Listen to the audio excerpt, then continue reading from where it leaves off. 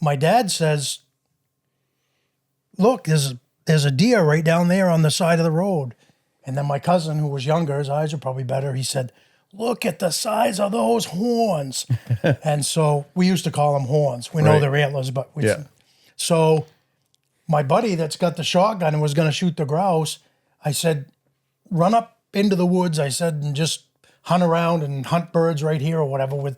There's a big buck in front of us. Well, we were on a peninsula. It's kind of like when we were up in Ontario, we're hunting on a peninsula, right? Because Moosehead Lake's all out around that. So we walk down the road. Everybody loads their guns. We walk down the road. And when that buck crossed the road, I mean, he had a gigantic track when he crossed the road. And when he went down through the ditch and he got up into the leaves, I could look up through those. It was open hardwoods there. That part hadn't been cut, but I could see dimples through that open hardwoods from the road. I thought, I think I can follow him just in the dimples. So the other guys went down the road and tried to get up ahead. I got on the track and tracked it.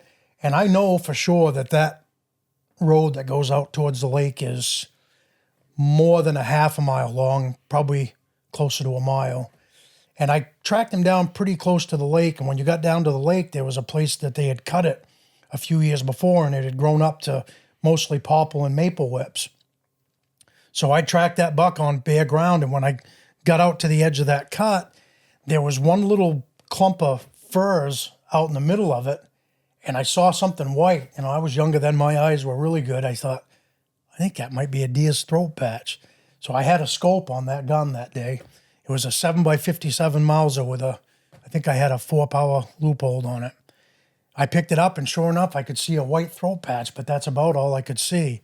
So I'm just watching it. And then it ended up, he turned his head, and when he turned his head, I could see he had really big, long main beams. And then he put it back, and I thought, well, I'm going to shoot him right in that white throat patch. So I fired. Nothing happened. It was a bolt action. I jacked another shell in. I fired again. Nothing happened. I fired the third time, and by then I'm a little bit, I know my gun's sighted in because I shoot all the time. How far was it? It was probably a little over 100 or right around 100. But it was a 98 Mauser, and it had a controlled round feed just like a Winchester Model 70. Well, the trouble when you short shuck those, because what happened was the claw extractor still had a hold of that empty, but after the third shot, and it takes quite a lot to get me excited, but I thought, man, he's going to take off. I didn't quite get that round out, and I pushed it forward, and the one that came up in the clip came up against it. So I had two shells like jammed into the chamber, right? So I grabbed one with my thumbnail, and I tried to pull it out, and I remember it pulled my thumbnail right back from my finger. And I'm looking, and that deer's still standing there. He's in that little clump of furs, and he don't want to leave it, right? So I get my belt knife out, dig the empty out, chamber another shot, and fired. And on the fourth shot, I shot him right in that white patch on his throat. So, yeah, that was one of those things that, I don't know, was it an unethical shot? I don't think so. It wasn't that far. I know that the guys were out in behind me, and that's another thing that he wanted us to touch on is people that are so worried about hitting somebody behind you.